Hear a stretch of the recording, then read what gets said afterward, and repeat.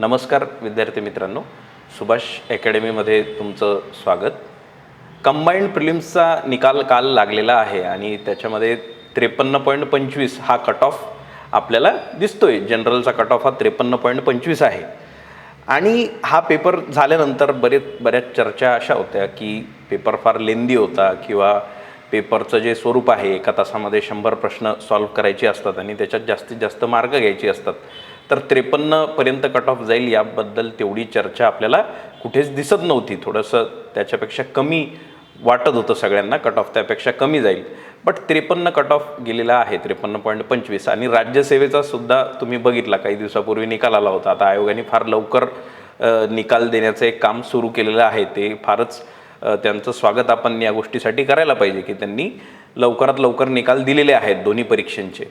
But या दोन्ही परीक्षांमध्ये यावर्षीचा जो आपण ट्रेंड जर बघितला तर आपल्याला दिसतंय की जी डिफिकल्टी लेवल आहे एक्झामची ती वाढलेली आहे.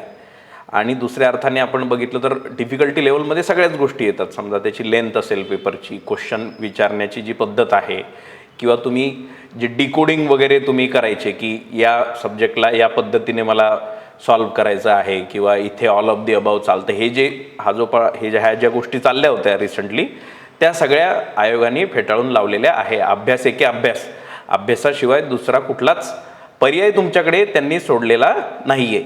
तर आता बरेच असे विद्यार्थी आहेत की बऱ्याच वर्षांपासून एक्झाम देत आहेत, पण तितकी तशी त्यांची प्रगती मार्काच्या दृष्टिकोनातून किंवा प्रिलिम्स क्लिअर करणे किंवा मेन्स क्लिअर करणे या पूर्ण सर्कलमध्ये ते अडकलेले आहेत.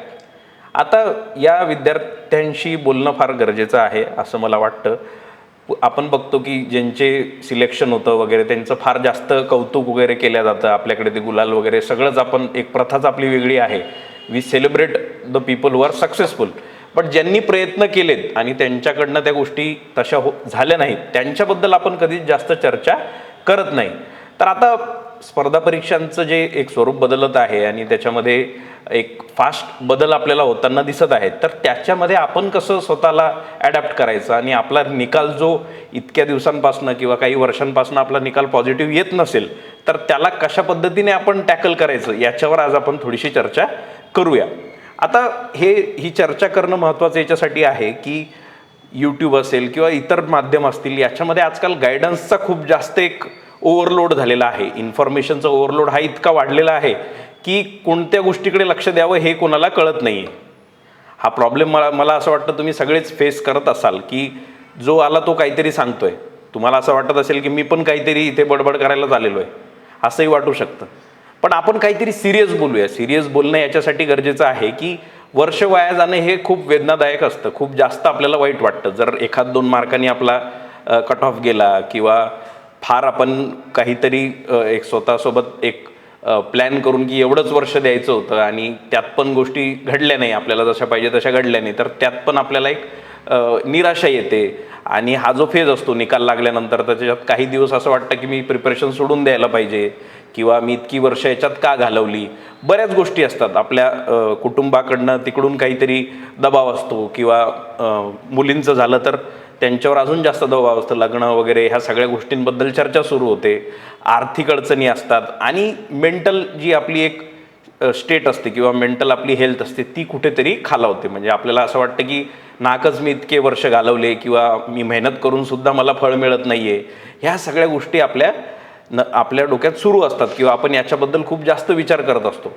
तर जर आपण या स्पर्धेत आपल्याला टिकायचं आहे, हे आता स्पर्धाच आहे आणि याच्यामध्ये जर आपल्याला टिकायचं आहे, याच्यावर जर का आपल्याला याच्यातून बाहेर निघायचं आहे, तर काहीतरी महत्त्वाचे पाऊल आपल्याला घ्यावे लागतील. काहीतरी बदल आपल्याला स्वतःमध्ये करावं लागेल, आपल्या स्ट्रॅटेजीत करावं लागेल. आणि ओव्हरऑल आपली जी एक पद्धत आहे, आपला जो अप्रोच आहे, ॲटिट्यूड आहे, तो खूप महत्त्वाचा इथे ठरतो. आता काही गोष्टी इथे मी चर्चा करण्याचा माझा एक थीम जी आहे, म्हणजे ज्याच्यावर आपण बोलायला पाहिजे. तर पहिली गोष्ट म्हणजे ही गोष्ट आपल्याला कळायला पाहिजे की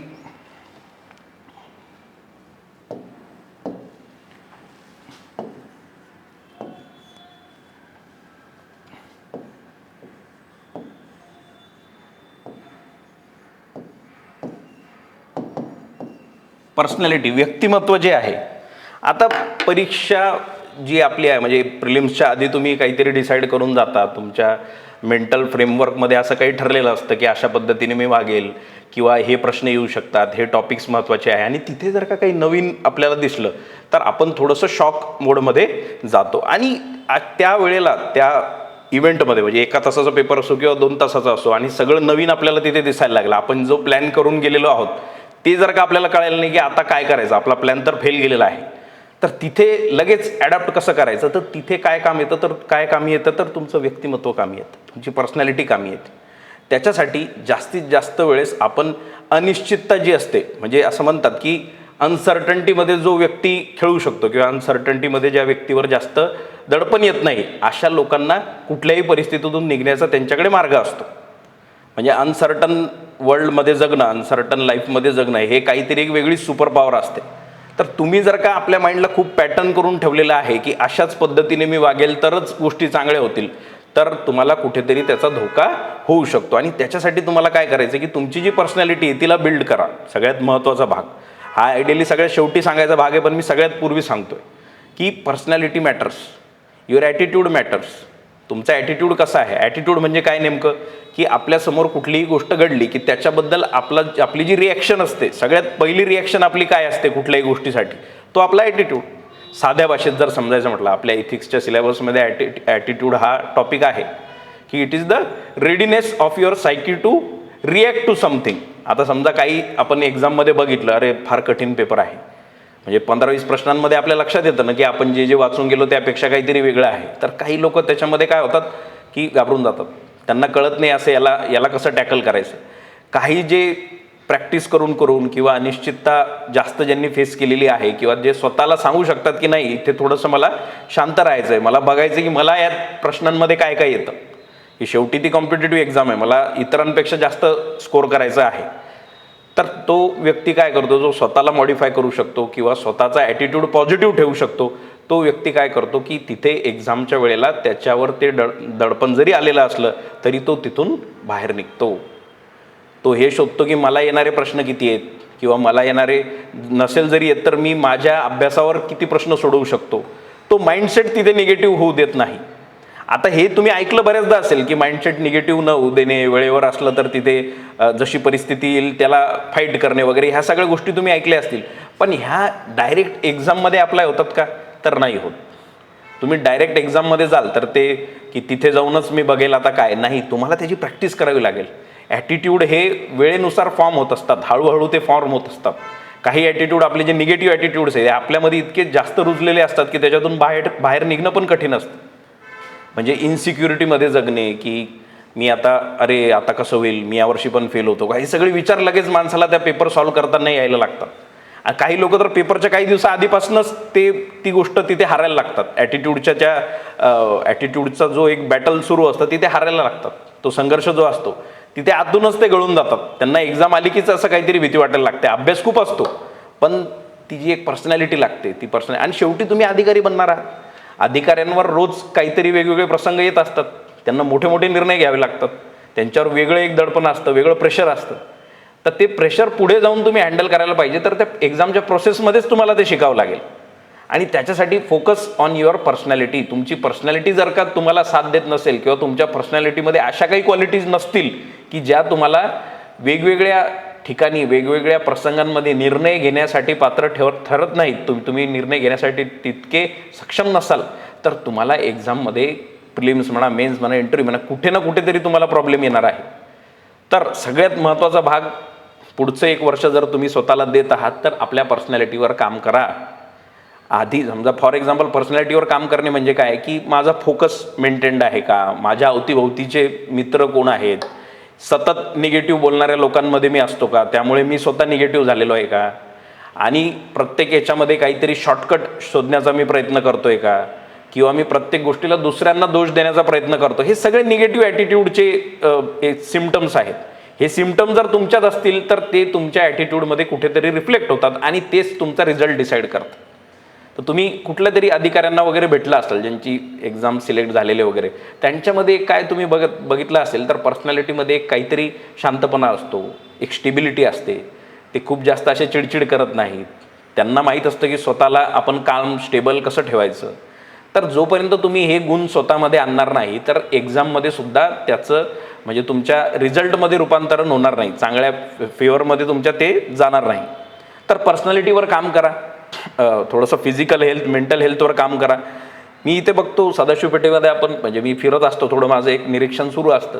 तर जास्तीत जास्त वेळ आपण जो एक मधला वेळ असतो लायब्ररी सोडून, म्हणजे तुम्ही लायब्ररीमध्ये बसता म्हणजे दिवसभर बसलेले असतात, अर्धा पाऊण तास स्वतःसाठी आपण काढू शकतो.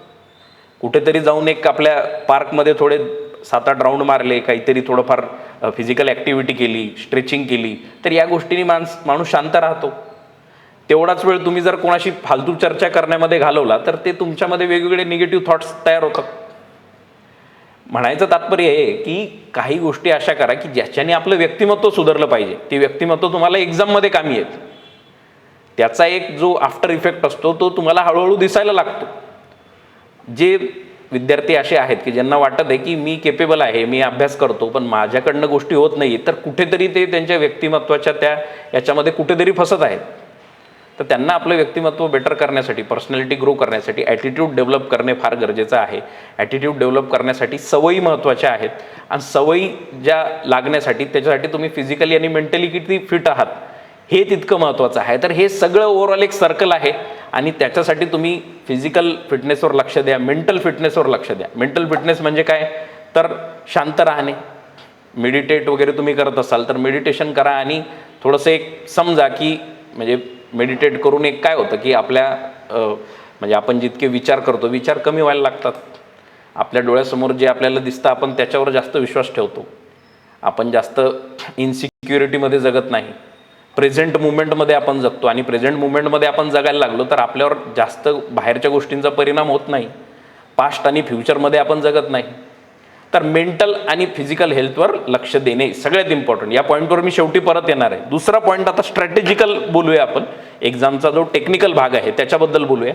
तर दोन्ही जे MPSC राज्यसेवा असेल किंवा कंबाईन असेल, प्रिलिम्सच्या बाबतीत जर बोलायचं म्हटलं तर पेपरची काठिण्य पातळी जी आहे ती वाढलेली आहे, डिफिकल्टी लेवल वाढलेली आहे. आणि आता तो जो एक अप्रोच होता की या पुस्तकातून वाचून जातो आणि हेच प्रश्न तसेच्या तसे येतील, किंवा हा जो अप्रोच आहे काय म्हणतात त्याला, ते अप्रोच लावणे किंवा काय ठोकताळे वगैरे, ह्या सगळ्या ज्या गोष्टी आहेत ह्या तिथे ॲप्लिकेबल आता राहणार नाहीत. तुम्हाला अभ्यासच करावा लागेल. अभ्यास करता करता जर आपले काही लॉजिकल कॅपॅसिटी डेव्हलप झाली ती एक्झाममध्ये कामी येते. तुम्ही पहिल्या दिवसापासून जर का त्या लॉजिक्सच्या मागे लागले की लॉजिक लावून मी उत्तर काढायचा प्रयत्न करतो, नाही, अभ्यास ज्याचा चांगला आहे त्याचे लॉजिक आपोआप लागतात. मी परत सांगतो, ज्याचा अभ्यास चांगला आहे, ज्यांनी एका सोर्सला वारंवार वाचलेलं आहे, त्या व्यक्तीचे त्या टॉपिकला धरून आलेले प्रश्न तिथे जरी त्याला डायरेक्ट उत्तर माहिती नसेल तर त्याचं लॉजिक स्वतः लागू शकतं. त्याला थोडी प्रॅक्टिस करावी लागते त्या गोष्टीची. प्रॅक्टिस कशाने होती, जास्तीत जास्त प्रश्न सॉल्व्ह करून. टेस्ट सिरीजकडे मी येतो, पुढचा भाग टेस्ट सिरीजचाच आपला आहे. तर दोन्ही एक्झाम तुम्ही टार्गेट करत असाल किंवा एक जरी टार्गेट करत असाल, तुमचे जे ठरलेले सोर्सेस तुम्ही जे वापरत आहात त्यांनाच तुम्ही वापरा, त्यांना वारंवार वाचा. अशा पद्धतीने तुमचं ते झालं पाहिजे. म्हणजे कुठलाही सब्जेक्ट, जनरल सायन्स आहे, मी जनरल सायन्स घेतो, तर तुमचे जे आता हे यावर्षीचे आलेले प्रश्न आहेत, बऱ्यापैकी त्यातले प्रश्न आपण आपल्या टेस्ट सिरीजमध्ये विचारलेले होते. म्हणजे हे काही माझ्याबद्दल सांगायचं आहे म्हणून नाही, पण मी एक गोष्ट म्हणत आहे की मागचे काही PYQला धरून बरेच थीम्स त्याच्यामध्ये आल्या होत्या. एक्सरे वगैरेचा प्रश्न असेल किंवा अजूनही प्रश्न असतील. तर गोष्ट सांगायची एवढी की जे तुमचे सोर्सेस आहेत त्याला वारंवार करणे, त्याच्यावर विश्वास ठेवणे, आणि स्वतः त्या पिरियडमध्ये स्वतःला टेस्ट करत राहणे. तर परीक्षेचं स्वरूप बदलत आहे. शॉर्टकट्स आता तुम्हाला कामाचे उरलेले नाहीत. अभ्यास एके अभ्यास.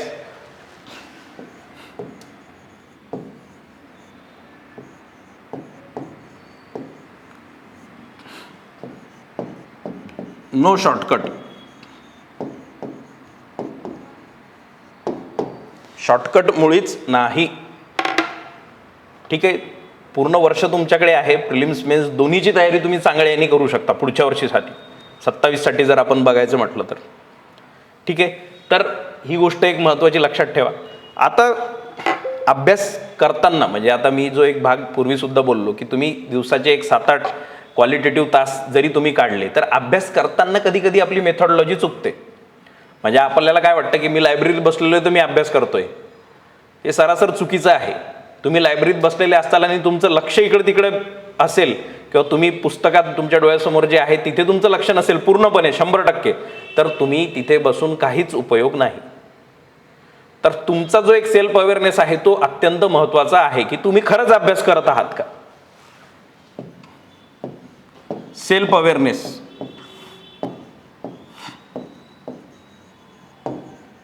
खरं बोला, स्वतःशी खरं बोलणं फार गरजेचं आहे.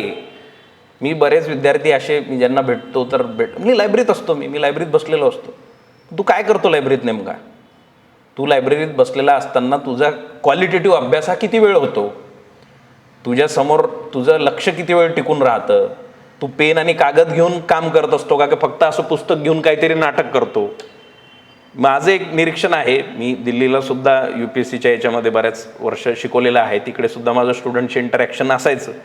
तर मी तिथे सुद्धा ही गोष्ट बघितलेली आहे की लोक अभ्यास करण्याचं नाटक जास्त करतात, अभ्यासापेक्षा अभ्यासाचं नाटक जास्त सुरू असतं. आणि बऱ्याचदा जो नाटक करणारा विद्यार्थी असतो त्याला सुद्धा ते माहीत नसतं.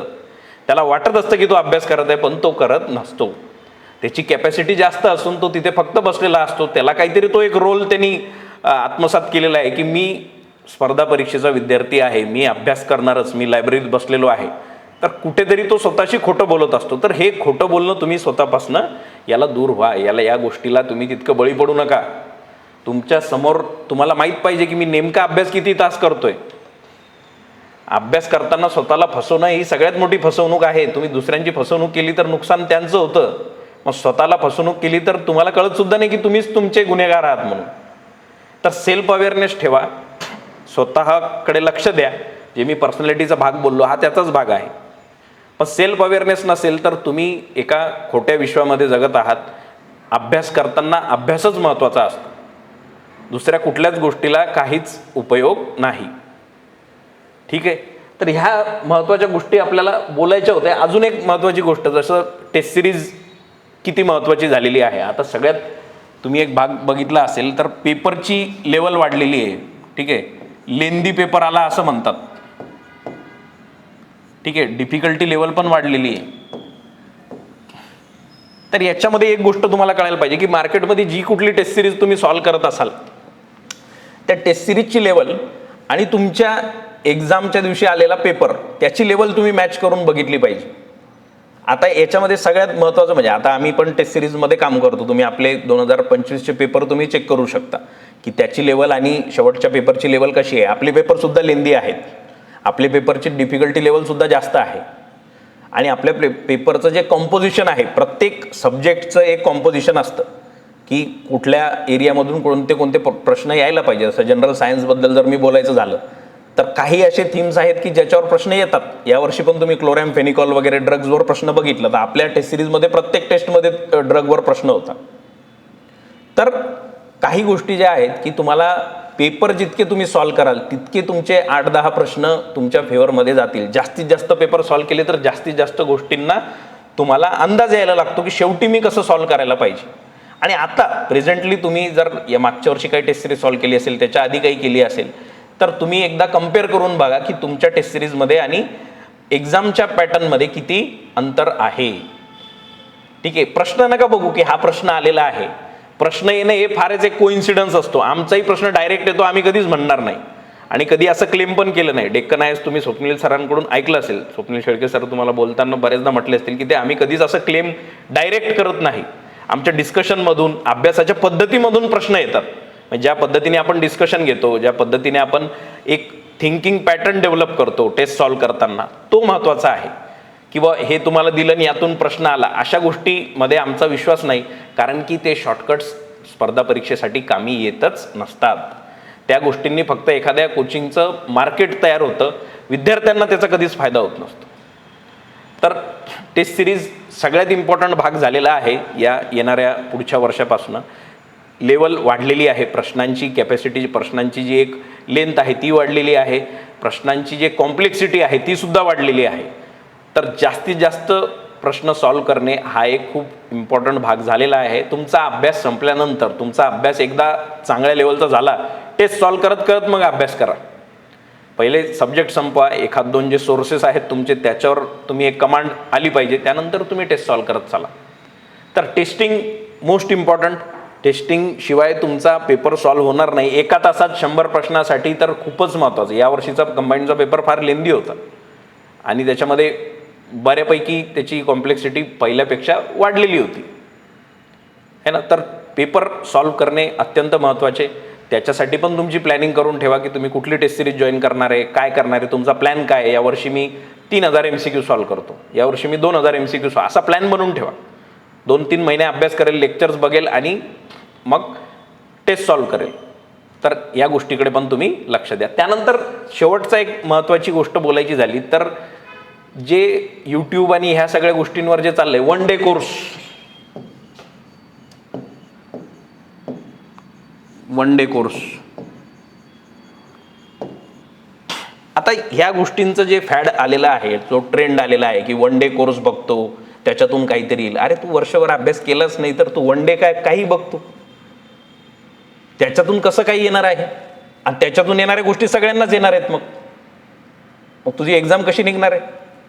तुम्ही कुठला 1 डे कोर्स बघितला आणि त्यात पॉलिटीचे समजा 4 प्रश्न आले, ते 4 तुला तसे येणार होते. याचा अर्थ तू फक्त काहीतरी ते टेम्पररी काहीतरी ट्रेंड चालू आहे म्हणून तू फसलाय ना. याचा अर्थ की त्या इन्सिक्युरिटीमध्ये की मी हे बघितलं नाही तर माझं काहीतरी प्रॉब्लेम येईल का, हा पण पर्सनॅलिटीचा दोष आहे. ज्याला आपल्या अभ्यासावर विश्वास आहे, ज्यांनी वर्षभर मेहनत केलेली आहे, तो अशा गोष्टींना बळी पडत नाही. तर हे ज्या गोष्टी चाललेल्या आहेत की 1 डे कोर्स किंवा हे कोर्स तो कोर्स, हे घेतलं की ते भेटतं, असं काहीच नसतं. तुम्हाला सातत्याने अभ्यास करावा लागतो, तुम्हाला स्वतःचं स्किल डेव्हलप करावं लागतं. आणि हे स्किल शेवटच्या दिवसांमध्ये डेव्हलप होऊ शकतं का, शक्यच नाही. तुम्हाला जर तशी कोणी स्वप्न दाखवत असेल तर ते चुकीचं आहे. तुम्हाला ते गोष्टी स्वतः कळायला पाहिजे. आणि हे तुम्ही उद्या जाऊन अधिकारी बनणार आहात.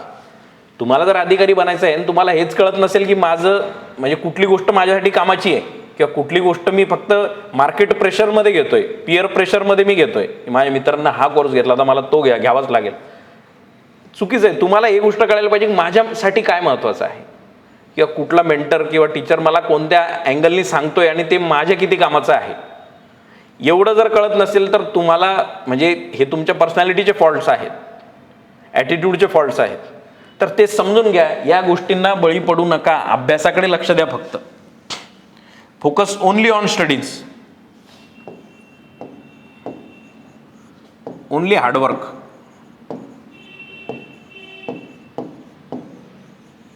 Only hard work. आणि हे हार्डवर्क करता करता स्मार्ट वर्क तुम्ही स्वतः शिकाल.